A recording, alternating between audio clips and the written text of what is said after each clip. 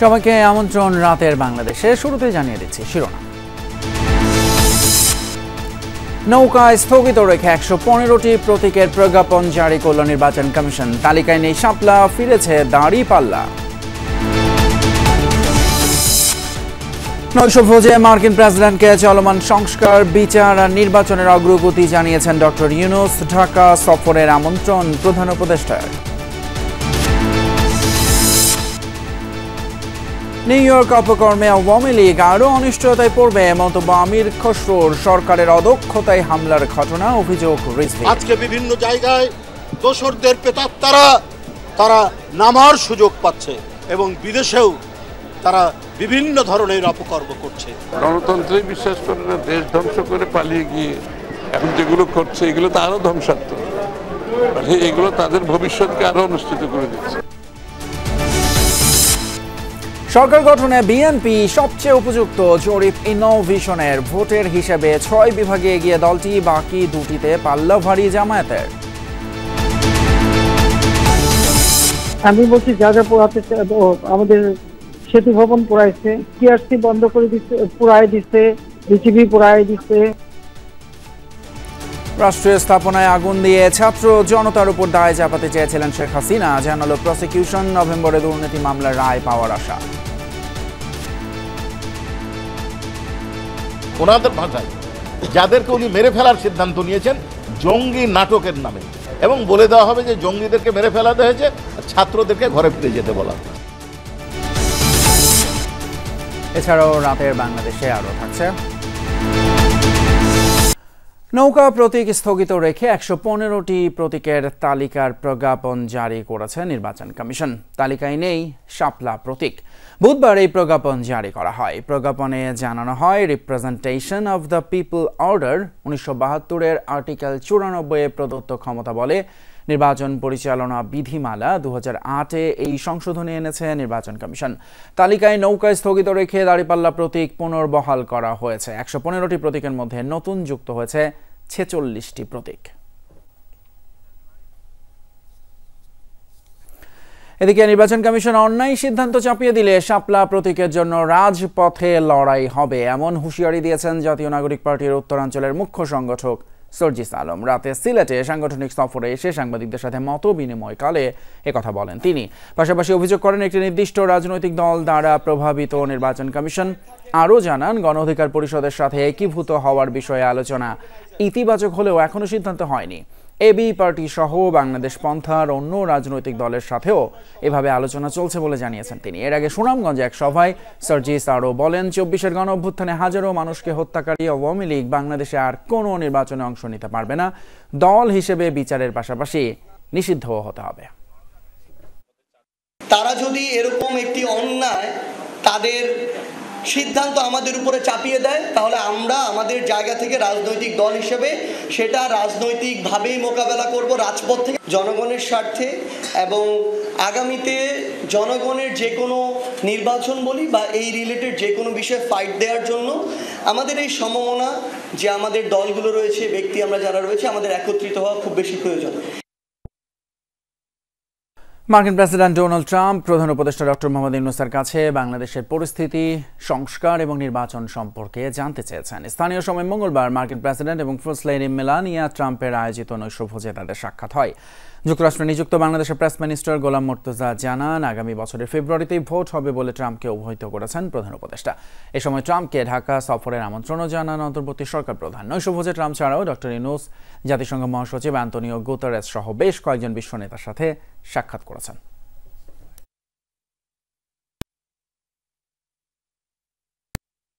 বাংলাদেশের পরিস্থিতি, বাংলাদেশের আগামী নির্বাচন, গণতন্ত্রের পথে উত্তরণ, এই এবং নানা রকমের রিফর্মের যে কাজগুলো করছে সেই কাজগুলোর বিষয়ে ডোনাল্ড ট্রাম্পকে অবহিত করা হয়। ডোনাল্ড ট্রাম্প জানতে চান নির্বাচন বিষয়ে এবং সেই নির্বাচন আগামী ফেব্রুয়ারিতে নির্বাচন, সেই বিষয়টিও প্রধান উপদেষ্টা ডোনাল্ড ট্রাম্পের সঙ্গে আলোচনা করেন এবং ডোনাল্ড ট্রাম্পকে বাংলাদেশ সফরের আমন্ত্রণ জানান। নিউ ইয়র্কে আওয়ামী লীগের সমর্থকদের ডিম ছোড়ার মতো অপকর্ম তাদের ভবিষ্যৎকে আরও অনিশ্চিত করবে, এমন মন্তব্য করেছেন বিএনপির স্থায়ী কমিটির সদস্য আমির খসরু মাহমুদ চৌধুরী। আর দলটির সিনিয়র যুগ্ম মহাসচিব রুহুল কবির রিজভী বলেছেন, আওয়ামী লীগের দোসরদের ছাড় দেওয়ার কোনো সুযোগ নেই। আলাদা অনুষ্ঠানে অংশ নিয়ে দেশবাসীকে পতিত স্বৈরাচারের ষড়যন্ত্রের ব্যাপারে সতর্ক থাকার তাগিদও দেন বিএনপি নেতারা। বুধবার সকালে পিরোজপুর জেলা বিএনপির নবনির্বাচিত নেতৃবৃন্দকে সাথে নিয়ে শহীদ রাষ্ট্রপতি জিয়াউর রহমানের সমাধিতে শ্রদ্ধা জানান দলের সিনিয়র যুগ্ম মহাসচিব রুহুল কবির রিজভী।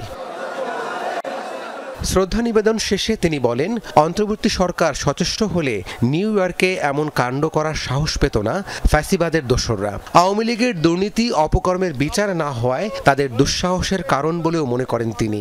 আপনারা কেন দক্ষতার সাথে, দ্রুততার সাথে, ক্ষিপ্র গতিতে পদক্ষেপ গ্রহণ করতে পারছেন না বলেই আজকে বিভিন্ন জায়গায় দোসরদের প্রেতাত্মারা তারা নামার সুযোগ পাচ্ছে এবং বিদেশেও তারা বিভিন্ন ধরনের অপকর্ম করছে। দুপুরে চট্টগ্রামের আগ্রাবাদ মা ও শিশু হাসপাতালের ইন্টার্ন চিকিৎসকদের এক অনুষ্ঠানে যোগ দেন বিএনপির স্থায়ী কমিটির সদস্য আমির খসরু মাহমুদ চৌধুরী। এ সময় তিনি বলেন, রাজনৈতিকভাবে পরাস্ত হয়ে দেশ থেকে পালানো আওয়ামী লীগ সমর্থকদের ডিম ছোড়ার মতো অপকর্ম কেবল তাদের ভবিষ্যৎকেই আরো অনিশ্চিত করবে। ওনাদের সমর্থকরা তো এই ধরনের কাজের বাইরে তার কিছু করার নাই। আপাতত গণতন্ত্রেই বিশ্বাস করে না, দেশ ধ্বংস করে পালিয়ে গিয়ে এখন যেগুলো করছে এগুলো তো আরো ধ্বংসাত্মক। এগুলো তাদের ভবিষ্যৎকে আরো অনুষ্ঠিত করে দিচ্ছে। দেশে বিদেশে পতিত স্বৈরাচার এখনো ষড়যন্ত্র করে যাচ্ছে বলেও সতর্ক করেন বিএনপি নেতারা। আগামীর বাংলাদেশে নতুন বাংলাদেশ। রাব্বি সিদ্দিকী, যমুনা নিউজ, ঢাকা। আগামী সরকার গঠনের জন্য বিএনপিকে সবচেয়ে যোগ্য দল মনে করছে ভোটাররা। দলটিকে ভোট দিতে চান 41.3% ভোটার, আর জামায়াতের প্রতি সমর্থন 30.3%। তবে ভোটে পিছিয়ে থাকলেও জামায়াতের স্থানীয় রাজনৈতিক কর্মকাণ্ডে সন্তুষ্ট ভোটাররা, এমন তথ্য উঠে এসেছে বেসরকারি পরামর্শক সংস্থা ইনোভিশন কনসাল্টিং এর জরিপে। রাজধানীর আগারগাঁও আর্কাইভ মিলনায়তনে দ্বিতীয় ধাপের এই জরিপের প্রতিবেদন প্রকাশ করে সংস্থাটি। গত মার্চে প্রকাশ করা হয়েছিল প্রথম ধাপের জরিপ। প্রায় 2 দশক আগে 2008 সালের নির্বাচনে আওয়ামী লীগের ভোটের হার ছিল 48.04%, বিএনপির 32.5% এবং জামায়াতের 4.7%। এরপরে প্রায় সবকটি নির্বাচন বিতর্কিত। আওয়ামী লীগ সরকারের একতরফা 3টি নির্বাচনে ভোট নিয়ে মানুষের আগ্রহ নেমেছিল তলানিতে। তবে 5 আগস্টের রাজনৈতিক পট পরিবর্তনের পর চিত্র পাল্টে গেছে। ভোটের বাকি মাত্র 6 মাস, তবে এর মধ্যেই ভোট দেওয়ার সিদ্ধান্ত নিয়েছে 57.8% মানুষ। এমন তথ্য উঠে এসেছে বেসরকারি সংস্থা ইনোভিশন কনসাল্টিং এর জরিপে। ফেব্রুয়ারিতে হতে যাওয়া জাতীয় নির্বাচনে 41.3% ভোটার, জামায়াতকে 30.3% আর তরুণদের দল এনসিপিকে 4.1% ভোটার। আওয়ামী লীগ নির্বাচনে অংশ নিলে তারা পেতে পারেন 18.8% ভোট। জরিপ বলছে 2008-এর বিবেচনায় জামায়াতের ভোট বেড়েছে 26.06%, আওয়ামী লীগের কমেছে 29.24%। আমরা তো জানতাম যে যাই হোক আওয়ামী লীগের একটা বিপুল পরিমাণ ভোটার ছিল, 1/3 বা তার সেরকম একটা ভোটার। আমাদের এইটাতে আমরা আনএক্সপেক্টেডলি হলেও বেশ একটা খুব স্টার্ক ট্রেন্ড দেখছি, যেখানে আওয়ামী লীগের ভোটাররা তারা যদি ভোট দিতে যায় তারা সেকেন্ড প্রেফারেন্স হিসেবে বিএনপিকে দিয়েছে। স্তরভিত্তিক দৈব চয়নে 10,413 জন ভোটারের উপর এই জরিপ চালানো হয়েছে। এতে ভবিষ্যৎ সরকারের কাছে প্রত্যাশা, নির্বাচনে আওয়ামী লীগের অংশগ্রহণ, স্থানীয় রাজনৈতিক কার্যক্রমে সন্তুষ্টি সহ 7টি বিষয়কে গুরুত্ব দেওয়া হয়েছে। এবার ভোটাররা প্রতীক বিবেচনায় নয়, ভোট দিতে চান প্রার্থী বিবেচনায়। ভোটে বিএনপি এগিয়ে থাকলেও জামায়াতের স্থানীয় রাজনৈতিক কার্যক্রমে সন্তুষ্ট ভোটাররা। তাকে যে ভোট দিবে সেও তার ব্যাপারে সন্তুষ্ট না। এইটা হচ্ছে সবচেয়ে গুরুত্বপূর্ণ বিষয়, যেটা বোঝা উচিত এখান থেকে।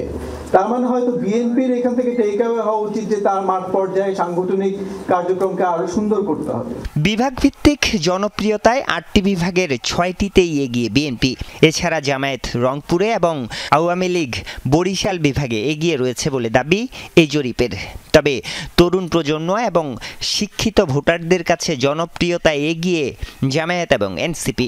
একটা হচ্ছে আইডিওলজিক্যাল ভোটার, যে আমি কোনো পার্টির পলিটিক্যাল আইডিওলজিকে সাবস্ক্রাইব করে আমি তাকেই সবসময় ভোট দেব।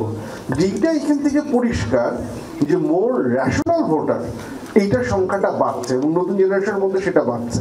কিন্তু আরেকটা জিনিস খেয়াল করেন যে আমরা দেখেছি যে এডুকেশনের লেভেল যত কমছে ভোট কিন্তু একটা সার্টেন পলিটিক্যাল পার্টির দিকে যাচ্ছে। ভবিষ্যৎ সরকারের কাছে ভোটারদের প্রত্যাশা আইন শৃঙ্খলা পরিস্থিতি উন্নতি, দুর্নীতি রোধ, দ্রব্যমূল্যের নিয়ন্ত্রণ, কর্মসংস্থান বৃদ্ধি। তবে ভোটারদের বড় একটি অংশ কোন দলকে ভোট দিবেন সেই সিদ্ধান্ত নেননি এখনো।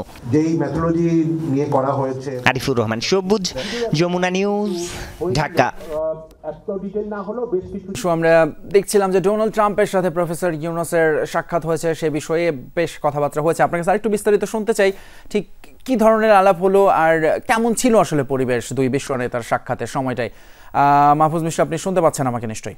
প্রফেসর ইউনুসের সঙ্গে মার্কিন প্রেসিডেন্ট ডোনাল্ড ট্রাম্পের যে সাক্ষাৎ, সেটি খুব আনুষ্ঠানিক কোনো সাক্ষাৎ নয়। সেটি ছিল মূলত জাতিসংঘে যে সমস্ত দেশের সরকার এবং রাষ্ট্রপ্রধানরা অংশ নিচ্ছেন তাদের সম্মানে প্রেসিডেন্ট ডোনাল্ড ট্রাম্প এবং ফার্স্ট লেডি মেলিনা ট্রাম্পের একটি সংবর্ধনা অনুষ্ঠান, সেখানে তিনি অংশ নিয়েছিলেন এবং সেখানেই মূলত তাদের দুজনের সাক্ষাৎ হয় এবং অল্প কিছু সময় কথা হয়। আমাদের ওয়াশিংটনে বাংলাদেশের যিনি প্রেস মিনিস্টার গোলাম মর্তুজা, তিনি যেমনটি স্পষ্ট করেছেন যে তাদের সেই সাক্ষাতে বাংলাদেশের বর্তমান পরিস্থিতি, আগামী নির্বাচন এবং সংস্কার, এই 3টি বিষয়ে ডোনাল্ড ট্রাম্প তার আগ্রহ দেখান এবং জবাবে প্রফেসর ইউনুস তার মতো করে এই পরিস্থিতিগুলো তুলে ধরেন। নির্বাচনের বিষয়ে তিনি মার্কিন প্রেসিডেন্টকে আশ্বস্ত করেছেন, নিশ্চিত করেছেন যে আগামী ফেব্রুয়ারিতে নির্বাচনের প্রস্তুতি নেওয়া হচ্ছে এবং সে অনুযায়ী নির্বাচন হবে। এই সময় কিন্তু তিনি ডোনাল্ড ট্রাম্পকে বাংলাদেশ সফরের আমন্ত্রণ জানান এবং ডোনাল্ড ট্রাম্প সুবিধাজনক সময়ে ঢাকা সফর যেন করেন সেই অনুরোধ জানান। এর পাশাপাশি আরো বেশ কিছু রাষ্ট্রপ্রধান ও সরকার প্রধানের সঙ্গে কিন্তু প্রফেসর ইউনুসের গতকালকে সাক্ষাৎ হয়েছে। যাচ্ছি পরের খবরে। পোড়াইতে বলছি কি আর আগুন দিছে কই, সাবেক মেয়র ফজলে নূর তাপস এবং শেখ হাসিনার কথোপকথনের অডিও ক্লিপেই শোনা যায় এমন তথ্য। প্রসিকিউশনের দাবি, রাষ্ট্রের গুরুত্বপূর্ণ স্থাপনায় আগুন দেওয়ার নকশা করেছিলেন ফ্যাসিস্ট সরকারের সাবেক প্রধানমন্ত্রী শেখ হাসিনা নিজেই। পরে এর দায় চাপানো হয় সাধারণ ছাত্র জনতার উপর। এদিন শেখ হাসিনার অন্যান্য ফোন রেকর্ডিংয়ে উঠে আসে লিথল উইপন ব্যবহার, হেলিকপ্টার থেকে গুলি, বম্বিং করা সহ নানান সব বিষয়। জুলাই আন্দোলনে আগুনে ক্ষতিগ্রস্ত হয় সেতু ভবন, মেট্রো রেল সহ নানা সরকারি স্থাপনা। তবে শেখ হাসিনার সঙ্গে মেয়র তাপসের এক ফোনালাপে পরিষ্কার হয় এর পেছনে ছিল আত্মঘাতী চক্রান্ত। আমি বলছি যা যা পোড়াতে, আমাদের সেতু ভবন পোড়াইছে, টিআরসি বন্ধ করে দিচ্ছে, পোড়াই দিচ্ছে, বুধবার কারিগরি ত্রুটি সারিয়ে বেলা 1টার দিকে শুরু হয় শেখ হাসিনার বিরুদ্ধে তদন্তকারী কর্মকর্তার সাক্ষ্য গ্রহণ। জবানবন্দিতে বিশেষ প্রসিকিউটর জানান, national telecommunication monitoring centre NTMC থেকে 69টি কল রেকর্ড ও 3টি নম্বরের সিডিআর সংগ্রহ করেছেন তিনি। আদালতে শোনানো হয় শেখ হাসিনার সঙ্গে ফজলে নূর তাপস, মাকসুদ কামাল ও হাসানুল হক ইনুর কথোপকথনের অডিও ক্লিপ। পাঠানো হচ্ছে হেলিকপ্টার দিয়ে সোজা বম্বিং করা হবে। হেলিকপ্টার যাচ্ছে উপর দিয়ে মারবে। এই ফোনালাপ বিশ্লেষণ করে প্রসিকিউশনের দাবি, জুলাই আন্দোলনে ছাত্র জনতার অবস্থান চিহ্নিত করে মরণাস্ত্র দিয়ে গুলি, বোম্বিং, হেলিকপ্টার থেকে গুলি ও ইন্টারনেট সেবা বন্ধ করতে দেয়া নির্দেশের প্রমাণ মিলেছে। এখন উপর থেকে পাচ্ছি, অলরেডি শুরু হয়েছে কয়েকটা জায়গায়। আমার নির্দেশনা দেওয়া আছে, তা ওপেন নির্দেশনা দিয়ে দিচ্ছে। এখন লেথাল ওয়েপন ব্যবহার করবে, যেখানে পাবে সেটা গুলি করবে। এবং আরেকটা সিগনিফিকেন্ট কথা বলেছেন, সেটা হলো আমি পোড়াতে বলেছি কি, ওরা পুড়িয়ে দিয়েছে সেতু ভবন। প্রসিকিউশনের দাবি, জঙ্গি দমনের মতোই আরেকটি ব্যাপক মাত্রার গণহত্যার পরিকল্পনা করেছিলেন শেখ হাসিনা। আন্দোলন দমন করতে পারলেই সকল আন্দোলনকারীকে জেলে ভরা এবং সংগঠকদের ফাঁসিতে ঝোলানোর ছক কষাচ্ছিল। এরপরে সবথেকে যেটা গুরুত্বপূর্ণ উনি যেটা বলেছেন সেটা হচ্ছে যে আন্দোলনের দুটো ভাগ করেছেন। এক হচ্ছে নাশকতাকারী, উনি ওনাদের ভাষায় যাদেরকে উনি মেরে ফেলার সিদ্ধান্ত নিয়েছেন জঙ্গি নাটকের নামে, এবং বলে দেওয়া হবে যে জঙ্গিদেরকে মেরে ফেলা হয়েছে, ছাত্রদেরকে ঘরে ফিরে যেতে বলা হয়েছে। ঢাকা বিশ্ববিদ্যালয়ের সাবেক ভিসি মাকসুদ কামালের বিরুদ্ধে তদন্ত চলছে বলে জানায় প্রসিকিউশন। কি অবস্থা দেখিস সবগুলো ফাঁসি দিচ্ছে, এবার চলবে না। এবার এই ঝামেলাটা যাক, এরপরে আমিও নিজে ধরে ধরে যারা অস্থিরতা সৃষ্টি করছে মেইন যারা আছে এদেরকে বহিষ্কার করবে। মাইনুল মারুফ, যমুনা নিউজ, ঢাকা। অক্টোবর নভেম্বরের মধ্যেই শেখ হাসিনা এবং তার পরিবারের বিরুদ্ধে প্লট জালিয়াতির 6 মামলার রায় হবে বলে আশা প্রকাশ করেছেন দুর্নীতি দমন কমিশন চেয়ারম্যান আব্দুল মোমেন। একই সাথে হাইকোর্টের আদেশে আটকে যাওয়া টিউলিপ সিদ্দিকের মামলা সচলেও নেওয়া হয়েছে উদ্যোগ। টিআইবির সাথে 5 বছরের সমঝোতা স্বাক্ষর শেষে এসব কথা জানান তিনি।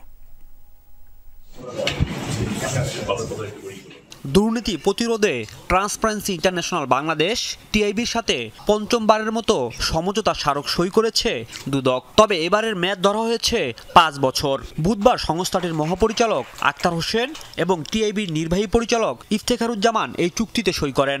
দুর্নীতি বিরোধী কার্যক্রমকে সামনের দিকে আরও এগিয়ে নিয়ে যাও বলে আমরা প্রত্যাশা করছি। পরে গণমাধ্যমের মুখোমুখি হন তারা। টিআইবির নির্বাহী পরিচালক বলেন, দুর্নীতি বিরোধী কার্যক্রমে যৌথভাবে কাজ করবে 2 সংস্থা। জানান, দুদক সংস্কার প্রস্তাব নিয়ে কমিশনের বৈঠকে রাজনৈতিক দলগুলো প্রায় একমত হলেও বাস্তবায়ন নির্ভর করছে রাজনৈতিক ও আমলাতান্ত্রিক সদিচ্ছার উপর। সমঝোতা স্মারক এটা শুধু কাগজ নয়, এটাকে আমরা বাস্তবায়নের জন্য উভয় পক্ষের মধ্যে আমরা একমত হয়েছি। রাজনৈতিক আমলাতান্ত্রিক সংস্কৃতিতে পরিবর্তন, নেতিবাচক পরিবর্তন, দুর্নীতি প্রতিরোধক মানসিকতা এবং সেই মানসিকতার চর্চা করার মতো সাহস দৃঢ়তা যতদিন পর্যন্ত এই 2টা অঙ্গনে না হবে ততদিন পর্যন্ত আমাদের দুদক সংস্কার কমিশনে যে স্বপ্ন সেটা বাস্তবিত হবে, এটা প্রত্যাশা করাটা খুব কঠিন। সংস্কার প্রস্তাবের বিষয়ে একমত জানিয়ে দুদক চেয়ারম্যান আব্দুল মোমেন বলেন, অভ্যন্তরীণ দুর্নীতি নির্মূল ও মামলার দীর্ঘসূত্রতা বন্ধে কাজ চলছে। তিনি আশা করেন সাবেক প্রধানমন্ত্রী শেখ হাসিনা সহ তার পরিবারের বিরুদ্ধে 6টি দুর্নীতির মামলার রায় দ্রুতই হবে। সাবেক প্রধানমন্ত্রী এবং তার পরিবারবর্গ নিয়ে যে মামলা, সেই মামলার আমাদের 6টা মামলা চলমান অবস্থায় আছে এবং আমরা আশা করছি সাক্ষ্য গ্রহণ শেষে অক্টোবর শেষ দিকে কিংবা নভেম্বরের প্রথম দিকে আদালত যেটাই বিবেচনাযোগ্য মনে করেন সেরকম রায় এসে যাবে বলে আমাদের প্রত্যাশা। হাইকোর্টের আদেশে আটকে যাওয়া গুলশানের টিউলিপ সিদ্দিকের ফ্ল্যাট জালিয়াতির মামলা সচল করতে উদ্যোগের কথাও জানান দুদক চেয়ারম্যান। আমরা স্টে অর্ডারটা ভ্যাকেট করাচ্ছি, ভ্যাকেট করিয়ে মামলাটা এগিয়ে যাবে। রাজীব আহমেদ, যমুনা নিউজ, ঢাকা। রাতের বাংলাদেশে এই পর্যায়ে নেব একটা বিরতি, ফিরে এসে জানাবো। টঙ্গীতে কেমিক্যাল গোডাউনের আগুনে দগ্ধ আরও এক ফায়ার ফাইটারের মৃত্যু। নেত্রকোনায় পারিবারিক কবরস্থানে শামীমের দাফন।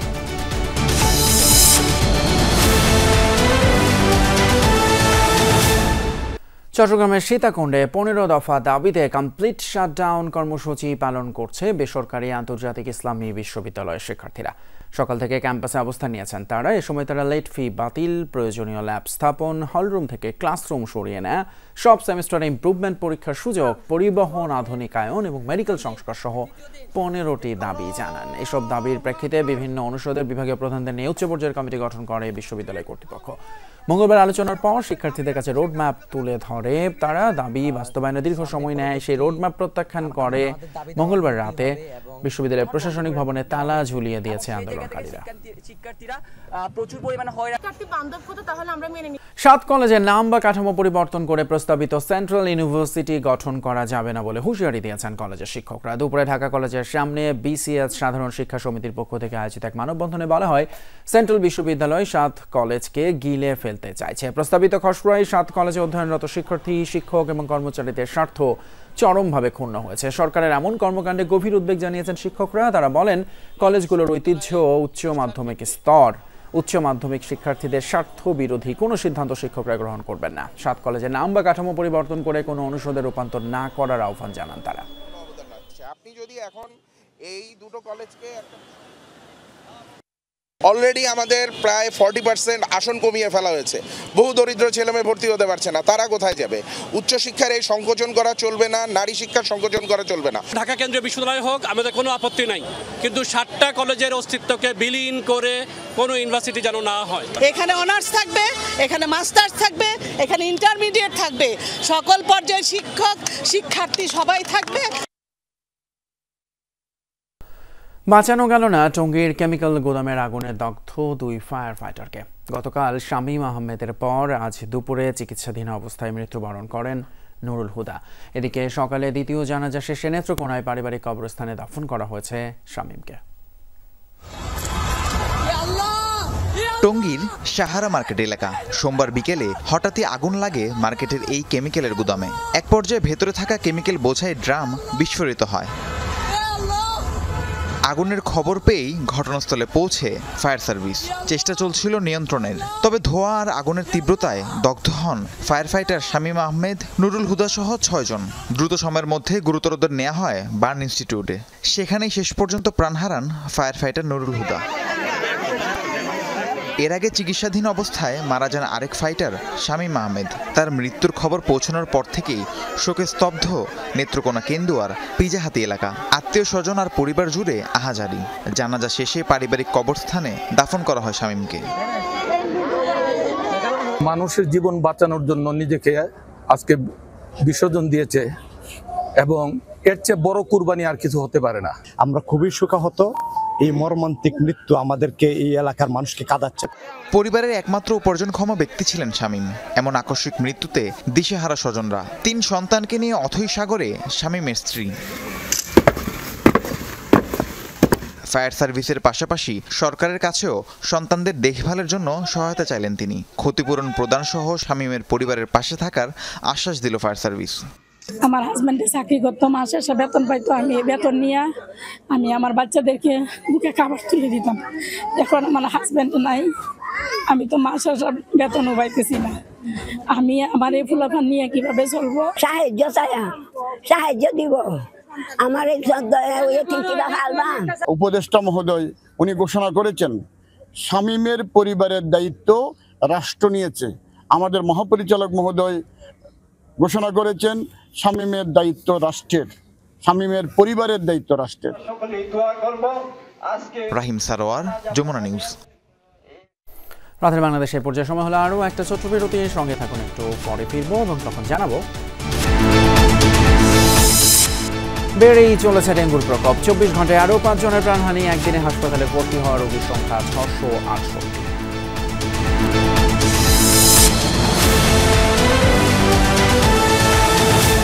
ঝটিকা মিছিল এবং অপতৎপরতা চালাতে দেশ ও বিদেশ থেকে অর্থের যোগান দেওয়া হচ্ছে আওয়ামী লীগ এবং অঙ্গ সংগঠনের নেতাকর্মীদের। টাকার বিনিময়ে মিছিলে অংশ নিচ্ছেন অনেকে। রাজধানীতে ঝটিকা মিছিলের চেষ্টাকালে 244 জনকে গ্রেপ্তারের পর ডিএমপি মিডিয়া সেন্টারে প্রেস ব্রিফিংয়ে এই তথ্য জানান ডিএমপির অতিরিক্ত পুলিশ কমিশনার নজরুল ইসলাম। বলেন, গ্রেপ্তারকৃতদের কাছ থেকে উদ্ধার করা হয়েছে 14টি ককটেল, 7টি ব্যানার সহ নানা সরঞ্জাম। এ সময় হোটেল, ছাত্রাবাস ও ফ্ল্যাটে আওয়ামী লীগ এবং অঙ্গ সংগঠনের কোনো নেতাকর্মী থাকলে তা পুলিশকে জানাতে নগরবাসীর প্রতি আহ্বান জানানো হয়। নজরুল ইসলাম বলেন, নিরাপত্তার স্বার্থে তথ্যদাতাদের পরিচয় গোপন রাখবে পুলিশ। আগামী জাতীয় সংসদ নির্বাচন ঘিরে দেশে অপতৎপরতা চালানোর চেষ্টা করছে দলটির নেতাকর্মীরা। আর সবকিছু বিবেচনায় রেখেই নিজেদের কঠোর অবস্থানের কথা জানান পুলিশের এই কর্মকর্তা। বিভিন্ন ফ্ল্যাটে, আবাসিক হোটেলগুলোতে, বিভিন্ন ছাত্রাবাসে এবং এই সমস্ত জায়গায় যদি কোনো নিষিদ্ধ সংগঠনের লোকজন থাকে, জমায়েত থাকে বা তারা কোনো অপতৎপরতা করে, তাহলে আমাদেরকে যদি আপনারা অগ্রিম জানাতে পারেন তাহলে আমরা কিন্তু এটা আরও ইফেক্টিভলি মোকাবেলা করতে পারবো, তাদেরকে আইনের আওতায় নিয়ে আসতে পারবো। গত 24 ঘন্টায় ডেঙ্গু আক্রান্ত আরও 5 জনের মৃত্যু হয়েছে। এ সময় ডেঙ্গু আক্রান্ত হয়ে হাসপাতালে ভর্তি হয়েছেন 668 জন রোগী। মৃতদের মধ্যে 5 জনই ঢাকার, 2 জন ঢাকা উত্তর সিটির এবং 3 জন ঢাকা দক্ষিণ সিটিতে। বুধবার স্বাস্থ্য অধিদপ্তরের বিজ্ঞপ্তিতে এই তথ্য জানানো হয়। এই বছর হাসপাতালে ভর্তি রোগীর সংখ্যা বেড়ে দাঁড়িয়েছে 43,841 জনে। গত 24 ঘন্টায় আক্রান্তদের নিয়ে সেপ্টেম্বর মাসে ভর্তি রোগীর সংখ্যা বেড়ে হলো 12,365, যে বছরের সর্বোচ্চ। এর আগে জুলাই মাসে 10,684 জন রোগী হাসপাতালে ভর্তি হয়েছিলেন। এই বছর ডেঙ্গু আক্রান্ত হয়ে সবচেয়ে বেশি 65 জনের মৃত্যুও হলো সেপ্টেম্বর মাসে। এর আগে জুলাই মাসে 41 জন মারা যান ডেঙ্গু রোগে। সাংবাদিকদের ওয়েস্ট বোর্ড শ্রম মন্ত্রণালয়ের অধীনে চান তথ্য উপদেষ্টা মাহফুজ আলম। তিনি জানান, মালিকপক্ষের সদিচ্ছার অভাবেই এতদিন ওয়েস্ট বোর্ড বাস্তবায়ন সম্ভব হয়নি। সাংবাদিক নেতারা যে কোনো মূল্যের বাস্তবায়ন চান। বিকেলে তথ্য ভবনে সংবাদপত্র মজুরি বোর্ড গঠন এবং সাংবাদিকতার অধিকার সুরক্ষা অধ্যাদেশ 2025-এর খসড়া সংক্রান্ত আলোচনায় এসব কথা উঠে আসে। সাংবাদিকদের নবম ওয়েজ বোর্ড আর সুরক্ষা অধিকার আইন নিয়ে আলোচনা সভা। সাংবাদিক সংগঠনের নেতা, তথ্য মন্ত্রণালয় ও শ্রম মন্ত্রণালয়ের প্রতিনিধি ও বাসস অংশ নিলেও ছিলেন না মালিক পক্ষের প্রতিনিধি। আলোচনায় উঠে আসে সাংবাদিকদের ওয়েজ বোর্ড, নিরাপত্তা, মামলা, জরিমানা সহ নানা বিষয়। আমাদের এই আইনে যে স্পাইওয়্যারগুলো জার্নালিস্টদের বিরুদ্ধে ব্যবহার করাটা যাবে না, এটা আপনি ক্রিমিনালদের বিরুদ্ধে করেন। আজকে বগল দাবা সাংবাদিকদের অত্যাচার আমরা টিকতে পারতেছি না। শত শত হাজার হাজার শত ফুল ফুটতে গেছে, দুটো ফুল ফুটে গেছে, একদম সব বিষাক্ত ফুল ফুটে গেছে। অনুষ্ঠানে তথ্য উপদেষ্টা বলেন, তিনি নিজেই দীর্ঘদিনের দাবিগুলো বাস্তবায়নের পক্ষে। বলেন, যে কদিন হাতে সময় আছে এর মধ্যেই দুটি বিষয় সমাধান করে যেতে চান। মালিক পক্ষ কনভিন্স দিতে হবে যে আসলে আমরা এটা দেবো কিনা, কারণ ওনারা রিট পিটিশন করছেন, ওনারা হাইকোর্টে গেছেন। সাংবাদিকতা সুরক্ষা অধ্যাদেশ যেটা আছে সংস্কার কমিশনের প্রস্তাবনা, এটাতেও অনেক মালিক পক্ষের হচ্ছে যে এবং যারা সম্পাদক আছেন তাদের এক ধরনের অনিচ্ছা আছে। তো এই সময় যদি আমরা করে যেতে চাই তাহলে আপনাদেরকে দ্রুত এটা নিয়ে আমাদেরকে লিখতে হবে এবং আমরা আপনাদের পর্যালোচনাগুলো, আপনাদের মতামতগুলো তখন আমরা বসে পর্যালোচনা করতে পারি। এখন ওয়েজ বোর্ড কমিটিতে শ্রম মন্ত্রণালয়ের কোনো প্রতিনিধি না থাকা নিয়ে প্রশ্ন করেন তথ্য উপদেষ্টা। এক পর্যায়ে প্রশ্ন ওঠে, ওয়েজ বোর্ড করবে কারা? সাংবাদিকরা কি আদৌ শ্রমিক? শুধুমাত্র মালিক পক্ষেরই অনিচ্ছা বা অনীহা, নাকি হচ্ছে যে আপনাদের দিক থেকে একটা কোঅর্ডিনেশন ফেলিউর? যে সাংবাদিকদের গেছে পরে, যে কারণে শ্রম মন্ত্রণালয়ের প্রতিনিধির বিষয়টা ওই আইনের নাই। সাংবাদিকতার মতো একটা মহৎ পেশাকে যদি আমরা শ্রমিক বানিয়ে ফেলি এবং তাদেরকে ওই হিসেবে ফেলি, তাহলে তো অন্যরকম কেমন একটা হয়ে যাচ্ছে। আইনগতভাবে যদি শ্রম মন্ত্রণালয়ের দায়িত্ব হয়ে থাকে তাহলে তাদের মাধ্যমে আমরা করি। আমরা চাই শ্রম মন্ত্রণালয়ের অধীনে যাক। এখন কারণ হচ্ছে শ্রম মন্ত্রণালয়ের অধীনে এই যে এই জটিলতাটা আপনারা যতদিন রাখবেন ততদিন হচ্ছে যে এটা কখনোই এর ভিতরে যাবে না আর কি। বেতন নির্ধারিত না থাকা বা অস্বাভাবিক কম হওয়ায় সাংবাদিক অনৈতিক কাজে লিপ্ত হচ্ছে বলে মন্তব্য করেন নেতারা। 2000 টাকা বেতন কিভাবে একটা সরকার তার ওয়েজ বোর্ড করতে পারে? 5000 ছাপেন, দেখানো হলো 1.5 লাখ পত্রিকা চলে, সেই সুযোগ সুবিধা নেন, আর সাংবাদিকের বেতন দেওয়ার বেলায় গিয়ে রিড করে রাখেন, এটা তো হইতে পারে না। মালিক পক্ষ যদি সেই জায়গায় এখানে সস্তা শ্রমের গার্মেন্টস পদ্ধতি প্রয়োগ করে, এটা খুবই লজ্জাজনক। মালিকের স্বার্থ উদ্ধার করা, স্থানীয়ভাবে এই যে চাঁদাবাজি থেকে শুরু করে অনেক কিছু জড়িত হওয়া, এগুলো সব কমে যাবে যে আপনি তাকে একটা ভালো লাইফ দেন। মূল জিনিস হচ্ছে যে সদিচ্ছাটা থাকা, যে আমরা এটা চাচ্ছি কিনা। আর এটা হাইটাইম ছিল এবং আছে এখনো, আরো যেহেতু কিছুদিন বাকি আছে, কয়েক মাস আছে, যে এটা করে ফেলেন। তথ্য উপদেষ্টা বলেন, দুই পক্ষের সদিচ্ছা ছাড়া সমাধান অসম্ভব। তাই পরিকল্পনা, প্রস্তাবনা ও পক্ষে বিপক্ষে যুক্তি খণ্ডনের জন্য 10 দিনের সময় বেঁধে দেন তথ্য উপদেষ্টা। আমাদের ওয়েজ বোর্ড লাগবে, এটা হলো সর্বশেষ চূড়ান্ত কথা। এটা কিভাবে ম্যানেজ করা যায় এটা আপনি বিবেচনা রাখবেন। শওকত মঞ্জুর শান্ত, যমুনা নিউজ, ঢাকা। রাতে বাংলাদেশে নেব আরেকটা বিরতি, ফিরে আসা থাকছে। রাজ্য মর্যাদার দাবিতে এবার জেনজি বিক্ষোভ ভারতের লাদাখে, নিহত 5 জন, সভা সমাবেশে প্রশাসনের নিষেধাজ্ঞা।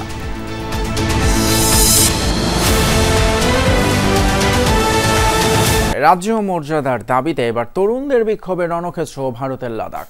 বুধবার কেন্দ্রশাসিত অঞ্চলটির লেহ শহরে পুলিশের সাথে সংঘর্ষে কমপক্ষে 5 জনের প্রাণ গিয়েছে, আহত হয়েছেন আরও অন্তত 150। শহরের বিজেপির কার্যালয়ে ভাঙচুর চালিয়েছে বিক্ষোভকারীরা। ক্ষুব্ধ হয়ে পুলিশের গাড়িতেও আগুন দিয়েছে জনতা। আন্দোলনকারীদের ছত্রভঙ্গ করতে লাঠিচার্জ এবং টিয়ার শেল ছোড়া হয়। পরিস্থিতি মোকাবেলায় এরই মধ্যে শহরটিতে সভা সমাবেশ নিষিদ্ধ করেছে প্রশাসন। আগুনে পুড়ছে ভারতের কেন্দ্রশাসিত অঞ্চল লাদাখের লেহ শহরের বিজেপির কার্যালয়। বুধবার শহরটিতে ব্যাপক বিক্ষোভ করে তরুণরা। বিক্ষুব্ধ জনতার সাথে পুলিশের সংঘর্ষ হয়। এ সময় নিরাপত্তা বাহিনীর একটি গাড়িতে আগুন দেওয়া হয়। পরে বিক্ষোভ দমাতে লাঠিচার্জের পাশাপাশি ছোড়া হয় টিয়ার শেল। মূলত রাজ্যের মর্যাদা এবং লাদাখকে সংবিধানের 6ষ্ঠ তফসিলে অন্তর্ভুক্ত করার দাবিতে চলছে এই বিক্ষোভ। গত 10 সেপ্টেম্বর অনশন ধর্মঘটের ডাক দেয় লেহ অ্যাপেক্স বডি নামের একটি সংস্থার যুব শাখা। মঙ্গলবার অনশনরত 2 জন অসুস্থ হয়ে হাসপাতালে ভর্তি হলে ক্ষুব্ধ হয়ে ওঠেন তরুণরা। বুধবার দেয় বিক্ষোভের ডাক। বিজেপি সরকার লাদাখের প্রতিনিধিদের সাথে বৈঠকের জন্য 6 অক্টোবর তারিখ নির্ধারণ করেছিল। রাজ্য মর্যাদার দাবিতে অনশন করছেন লাদাখের আলোচিত পরিবেশ কর্মী সোনাম ওয়াংচুকও। সহিংসতার সমালোচনা করলেও বৈঠকের সময় এগিয়ে আনার দাবি তার।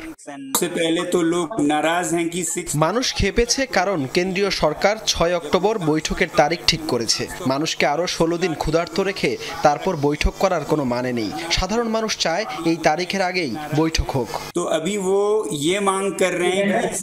শৃঙ্খলা ফিরিয়ে আনতে লেহ শহরে মোতায়েন করা হয়েছে আইন শৃঙ্খলা বাহিনীর অতিরিক্ত সদস্য।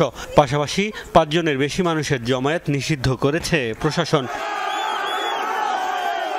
সংবিধানের 370 অনুচ্ছেদ বাতিলের পর জম্মু কাশ্মীরকে ভেঙে জম্মু কাশ্মীর ও লাদাখ নামে 2টি কেন্দ্রশাসিত অঞ্চল গঠন করা হয়। সে সময় থেকেই আলাদা রাজ্যের দাবি তুলে আন্দোলন করে আসছে লাদাখের বাসিন্দারা। তবে অতীতে এবারের মতো সহিংসতা দেখা যায়নি। মোস্তফা মাহমুদ, যমুনা নিউজ। যুক্তরাষ্ট্র অঙ্গরাজ্য টেক্সাসের ডালাস শহরে বন্দুকধারীর হামলায় 1 জন নিহত এবং 2 জন গুরুতর আহত হয়েছেন। বুধবার যুক্তরাষ্ট্র federal immigration and customs enforcement বা আইএসআর ফিল্ড অফিসে এই হামলার ঘটনা ঘটে। আইএসআর অফিসের পাশেই একটি ভবনের ছাদে অবস্থান নেয় হামলাকারী।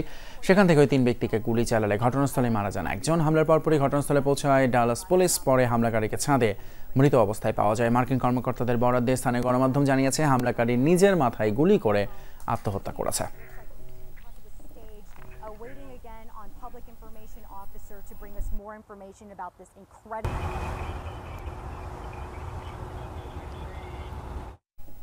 দর্শক, এই ছিল আমাদের রাতের বাংলাদেশের আজকের আয়োজন। এতক্ষণ সাথে থাকার জন্য ধন্যবাদ আপনাদের সবাইকে।